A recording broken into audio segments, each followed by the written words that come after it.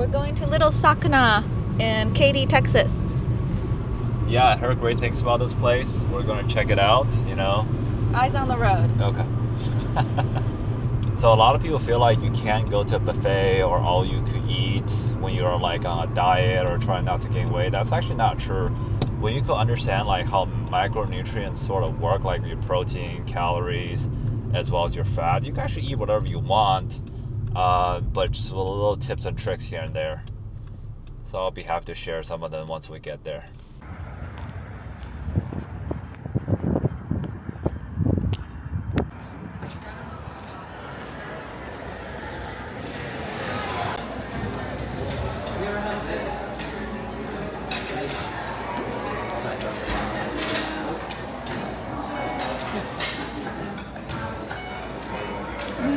How much French fries do you want?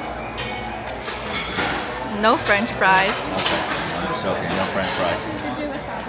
Thank you.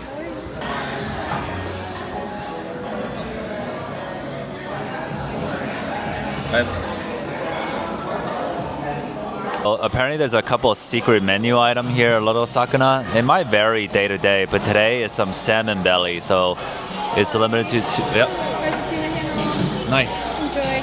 Appreciate it.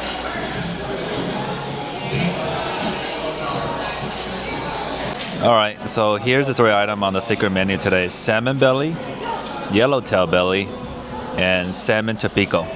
We're very excited to try it. Got some salmon rolls. Then got some salmon rolls. And your classic rainbow roll.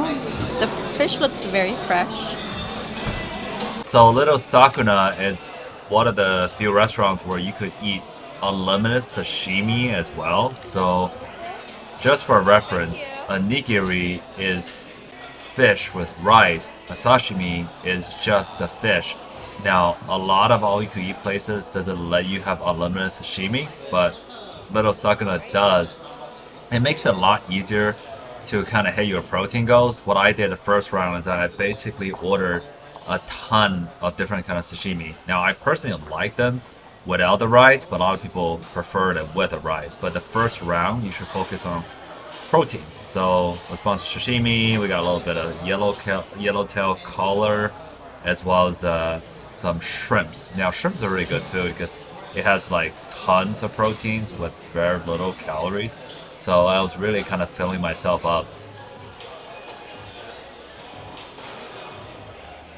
It feels more modern, where it's like Oma feels like more of a traditional Japanese place that you tend to go to, you know? It's more like the ambiance is different. This place has definitely louder music.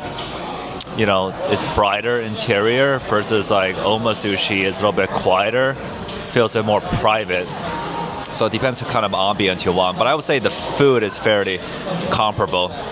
They do get the food out here a little bit faster though. I like to do when I go to all you can eat is that I would try to hit my protein goals. So my first round of sushi is mostly just sashimi, lean cuts of it. So I think I probably took in like about 100 grams of protein from the last round. Now I'm pretty full. I'm probably gonna not eat very much. The second round is more for things like that taste better and more for enjoyment. So that's a good strategy to do at all you could eat. You eat your protein first, get it out of the way, it fills you up, and the second round is kind of your fun meal, quote unquote. I also drink a little bit of caffeine before I came here just to curb my cravings so you don't go like crazy when you order all these things. Well, what about the folks that say that you're supposed to go crazy on all-you-can-eat sushi? What do you have to say about that? Well, I mean, once in a while I think it's totally fine, but at the end of the day, this is your body, like it's not a dumpster. You got to balance like what is fun and what you want to do with what's good for your body, because you don't want to go home and feel like crap all day as well. Because, I mean, at least we still have work to do, so I got to just stay focused. Camera quality is very good. Yeah, I mean, I'm not going to be straight up. I'm going to throw on the face and be like, I'm just going to be cliche. Like, hey, you did all this pretty stuff. First of all, I didn't run into it. It's just like people want to take quality wine.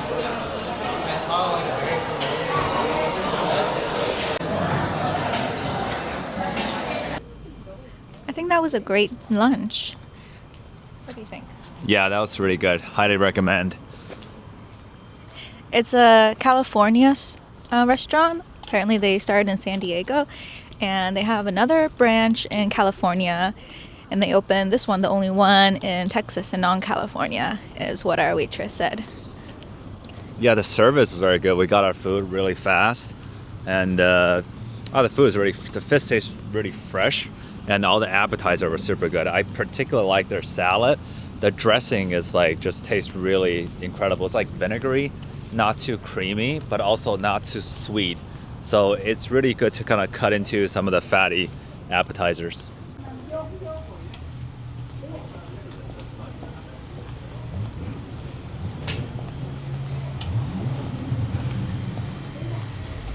This is also not what I was talking about. This sort of is, but this is like a fusion thing because they got like satay beef, chicken katsu. This is a little bit different than I was thinking, which, well, so it's similar to what I was talking about. So the baked Portuguese chicken would be like a traditional like Hong Kong style cafe. So they would have things like spaghetti with meatball sauce. They would have like basically like a chicken casserole. It's like, so Hong Kong was like kind of a English province, so their food is very influenced by like European food with like a Chinese fusion. That's why they use a lot more like cheese and things like that in their cuisine versus like it's almost never utilized in traditional Chinese food. So baked curry seafood, you can see like the baked Portuguese chicken. I think it's just baked chicken with like cheese on top, and then maybe a little bit of like marinara sauce.